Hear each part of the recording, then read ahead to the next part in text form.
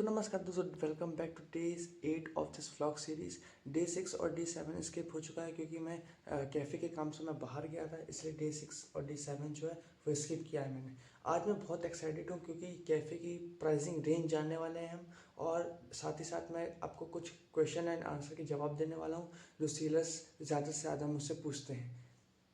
तो guys, cafe के menu के लिए मैंने 5 आइटम डिसाइड किए हुए हैं, उसका ही रेंज मैं आपको बताने वाला हूँ। 5 आइटम क्या क्या है? Coffee, chowmein, dosa, sandwich, Maggi. इन सब की जो प्राइस रेंज है, जैसे कॉफ़ी की प्राइस रेंज 15 से 40 के बीच रखूँगा मैं। चाउमीन का प्राइस रेंज जो है वो 80 से 100 के बीच रखूँगा। और जो डोसा का प्राइस रेंज है वो 50 से लेकर 80 तक का रखूँगा। जो सैंडविच का प्राइस रेंज है वो 40 से लेकर 80 तक रखूँगा। और जो मैगी का प्राइस रेंज है वो 20 से लेकर 50 रुपये तक रखूँगा। इस प्राइस रेंज को मैं अभी यहीं पे सेट करता हूँ। आगे जो जैसा हम कैफ़े चलेगा उस हिसाब से हम प्राइसिंग फ्लक्चुएट कर सकते हैं। सो गाइस, अब बात करते हैं कि सेलर मुझसे कौन से वो 5 क्वेश्चन पूछते हैं जो उनको क्वेश्चन का जो आंसर उनको नहीं पता। पहला क्वेश्चन होने वाला है, क्या सेलर्स को प्रॉफिट तुरंत मिलता है? तो गाइस, ऐसा ज़रूरी नहीं है कि सेलर को प्रॉफिट जो है वो तुरंत मिले। ये 1 हफ्ते 2 हफ्ते का प्रोसेस रहता है। अमेजोन के साइड से 1 हफ्ते तक का टाइमलाइन रहता है, पीरियड रहता है। उसके बाद ही उनको जो है पेमेंट सेक्शन से पेमेंट रिसीव होता है।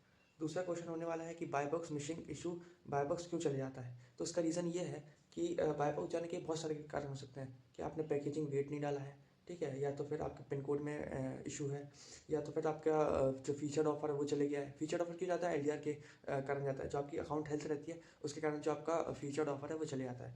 जो थर्ड क्वेश्चन होने वाला है हैजमत फॉर्म से रिलेटेड होने वाला है। हैजमत फॉर्म क्या होता है और किस प्रोडक्ट में लगता है? हैजमत उससे होता क्या है कि आपका जो प्रोडक्ट है वो बैटरी है या बैटरी से रिलेटेड है, या तो फिर उसमें केमिकल एडेड है।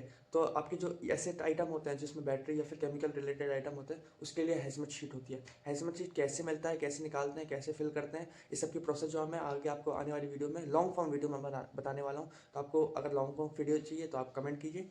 थर्ड क्वेश्चन जो हमारा होने वाला है वो है फेक ऑर्डर इशू। अगर आपको फेक ऑर्डर इशू होते हैं कि आपको फेक ऑर्डर बल्क में ऑर्डर आ जाते हैं, ठीक है, फेक ऑर्डर इश्यूज होते हैं, तो आप इसके लिए एक फॉर्म होता है, उसको बोलते हैं सस्पिशियस बायर फॉर्म।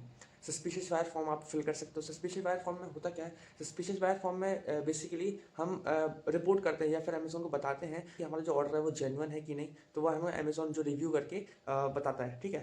तो नेक्स्ट क्वेश्चन, जो लास्ट क्वेश्चन होने वाला है वो है एलडीआर से रिलेटेड, लेट डिस्पैचमेंट रेट इशू।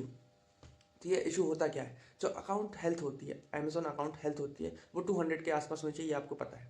इसके बाद जो एलडीआर होता है वो एलडीआर इम्पैक्ट करता है जब आपका जो जो शिपिंग रेट, डिस्पैच रेट है, उसके कारण। अगर आपने शिपिंग लेट की या फिर आपका पिकअप बॉय नहीं आया, तो पिकअप बॉय अगर नहीं आता तो उसके लिए तो है कि आप मिस पिकअप फॉर्म भर सकते हो, मिस बिहेवियर फॉर्म जो है वो आप भर सकते हो।